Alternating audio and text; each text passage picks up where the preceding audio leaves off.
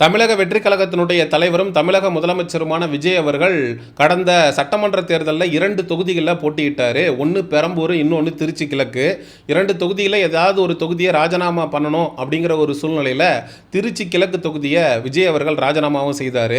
பல்வேறு எதிர்க்கட்சி சார்ந்த நபர்கள் விஜய் அவர்கள் தனக்கு ஓட்டு போட்ட மக்களுக்கு நன்றி கூட தெரிவிக்கலை அப்படிங்கிற விமர்சனத்தை தொடர்ந்து வச்சுக்கிட்டே இருந்தாங்க. இந்த நிலையில் தான் விஜய் அவர்கள் இன்னைக்கு திருச்சியில் தனக்கு வாக்களித்த மக்களுக்கு நன்றி சொல்லக்கூடிய ஒரு நிகழ்ச்சி ஒன்றில் கலந்து கொண்டு பேச இருக்கிறாரு. விஜய் அவர்களுக்கு வாக்களித்தது 80,000த்திற்கும் மேற்பட்ட மக்கள். ஆனால் விஜய் அவர்கள் நடத்தக்கூடிய இந்த நிகழ்வில் கலந்து கொள்ள போகிறது அப்படிங்கிறது வெறும் 5,000 பேர் தான்.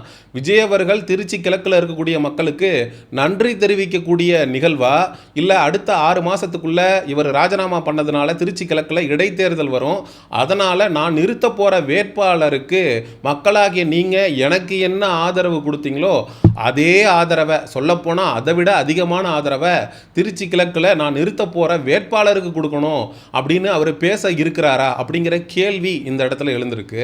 இந்த நிலையில் தான் சமீப காலமாக விஜய் அவர்களோடு திரிஷா அவர்கள் பல இடங்களுக்கு பயணித்து வருவதை நம்மளால் பார்க்க முடிந்தது. அஜித்குமார் அவர்களுடைய தாயார் மறைந்ததற்கு கூட விஜய் அவர்களோடு ஜோடியாக திரிஷா அவர்களும் அஜித்குமார் அவருடைய வீட்டுக்கு சென்றிருந்தார்.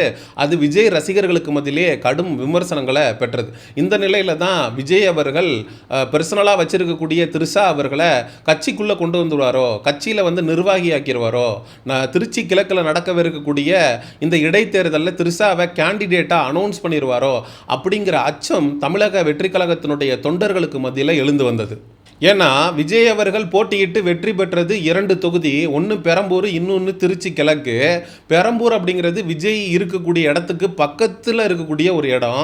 அங்கே இருக்கக்கூடிய மக்களுக்கு நன்றி தெரிவிக்காமல் தான் ராஜினாமா பண்ண திருச்சி கிழக்குக்கு மெனக்கெட்டு விஜய் அவர்கள் கிளம்பி போனதற்கான காரணம் என்ன?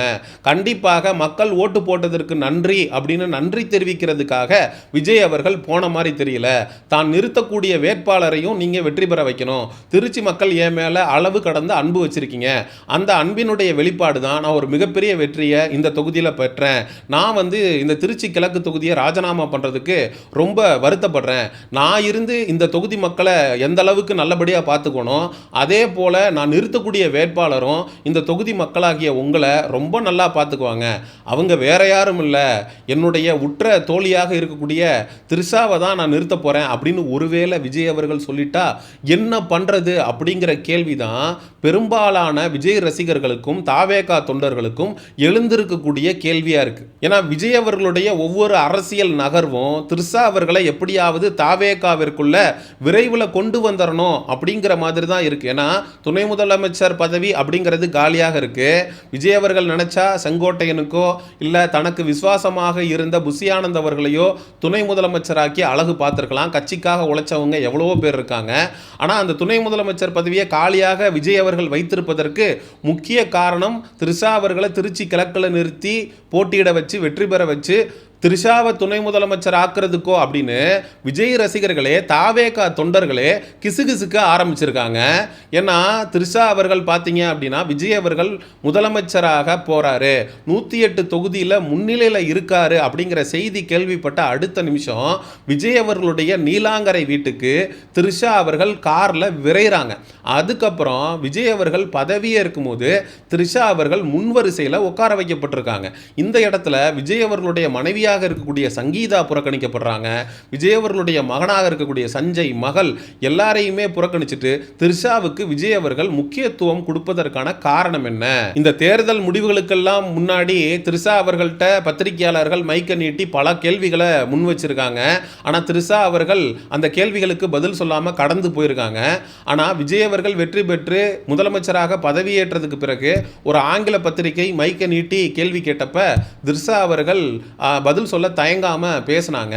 அதுக்கப்புறம் விஜயோடு நிறைய பர்சனல் கேதரிங்ஸில் திரிஷா தொடர்ந்து கலந்துகிட்டு இருக்காங்க.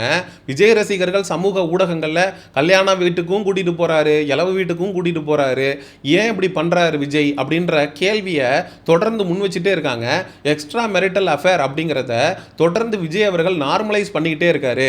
இது விஜய் அவர்களுடைய அரசியல் வாழ்க்கைக்கு நல்லதில்லை அப்படிங்கிற விமர்சனம் விஜய்க்கு எதிராக தொடர்ந்து வைக்கப்பட்டுக்கிட்டே இருக்கு.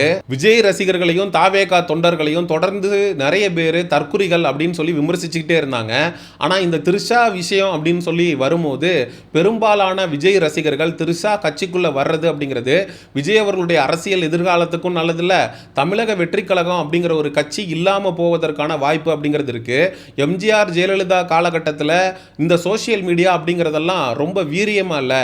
ஆனால் இன்னைக்கு இந்த தமிழக வெற்றி கழகம் அப்படிங்கிற கட்சியை ஆட்சியை பிடிச்சதற்கு முக்கிய காரணமே சோசியல் மீடியா தான், இன்ஸ்டாகிராம் தான். அப்போது ஒரு நெகட்டிவான ஒரு விஷயத்தை விஜய் அவர்கள் பண்ணும்போது அவர் பாசிட்டிவாக பண்ணுறதை விட அது காட்டுத்தீயாக பரவும். அதனால் த்ரிஷாவை ஒரு பொழுதும் விஜய் அவர்கள் தான் பக்கத்தில் சேர்த்து கொள்ளக்கூடாது அப்படின்னு நிறைய விஜய் ரசிகர்கள் தாவேகா தொண்டர்கள் விஜயை நோக்கி கேள்வி எழுப்பி வருவதை நம்மளால் பார்க்க முடிகிறது.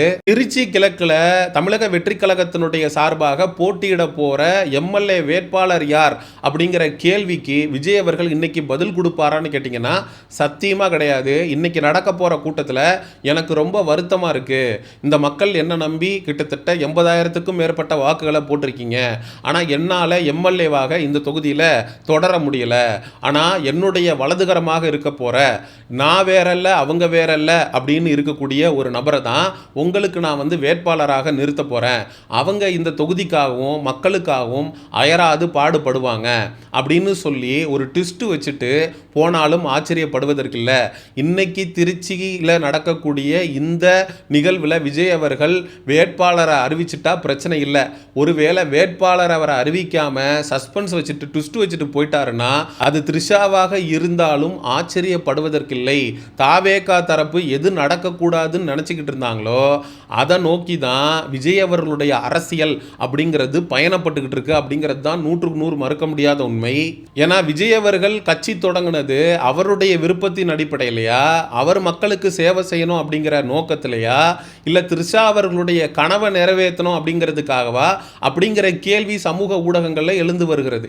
ஏன்னா த்ரிஷா அவர்கள் ஒரு 10-15 வருஷத்துக்கு முன்னாடி சன் டிவியில் நெறியாளர் ஒரு கேள்வி கேட்பாங்க, ஃபியூச்சரில் நீங்கள் என்னவா ஆகணும் அப்படின்னு. நான் சிஎம் ஆகணும் அப்படின்னு சொல்லுவாங்க.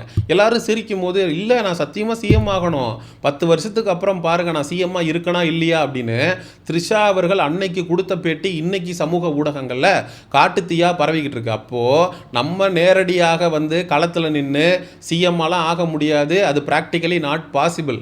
ஆனால் விஜய் மாதிரி ஒருத்தரை நம்ம சிஎம் ஆக தூண்டிவிட்டு பின்னாடி இருந்து வேலை பார்த்தோம் அப்படின்னா கண்டிப்பாக அப்படி ஒரு விஷயம் நடக்கும். விஜய் அவர்கள் சிஎம் ஆயிட்டார்னா அதை வச்சு நம்ம விஜய்க்கு அடுத்தபடியாக நம்ம சிஎம் ஆயிடலாம். எப்படி எம்ஜிஆருக்கு அப்புறம் வந்து ஜெயலலிதா வந்தாங்களோ அதே போல் விஜய்க்கு அப்புறம் நம்ம வந்துடலாம், ஈஸியாக வந்து அந்த முதலமைச்சர் நாற்காலியில் போய் உக்காந்துடலாம் அப்படின்னு த்ரிஷாவுடைய கனவை விஜய் அவர்கள் நிறைவேற்றியிருக்காரோ அப்படிங்கிற கேள்விகளையும் நிறைய பேர் வைத்த வண்ணம் இருக்காங்க. சரி, மக்களாகிய உங்கள்கிட்டே கேட்குறேன், திருச்சி கிழக்கு பெரம்பூர்னு 2 தொகுதியில் போட்டிக்கிட்டு பக்கத்தில் இருக்க பெரம்பூர் தொகுதி மக்களுக்கு போய் நன்றி தெரிவிக்காத விஜய் ஃப்ளைட்டை பிடிச்சி வந்து இறங்கி திருச்சி கிழக்கில் இருக்கக்கூடிய மக்களுக்கு ஏன் நன்றி தெரிவிக்கணும்? ஓட்டு போட்டதுக்காக விஜய் அவர்கள் நன்றி தெரிவிக்க வந்தாரா? இல்லை இதுக்கப்புறம் விஜய் நிறுத்த போகிற வேட்பாளருக்கு திருச்சி மக்கள் எனக்கு கொடுத்த அதே ஆதரவை அந்த வேட்பாளருக்கும் கொடுக்கணும், அந்த வேட்பாளர் ஒருவேளை த்ரிஷாவா இருக்கிறதுக்கு வாய்ப்பு இருக்கா அப்படிங்கிற கேள்விகளுக்கான பதிலை உங்களுடைய கருத்துக்களை மறக்காம கமெண்ட் செக்ஷனில் சொல்லுங்க. சமூக நிகழ்வு அரசியல் சார்ந்த பதிவுகளுக்கு சயோனிசம் சேனலை சப்ஸ்கிரைப் பண்ணுங்க. அடுத்த ஒரு காணொளி பதிவில் சந்திப்போம். நன்றி, வணக்கம்.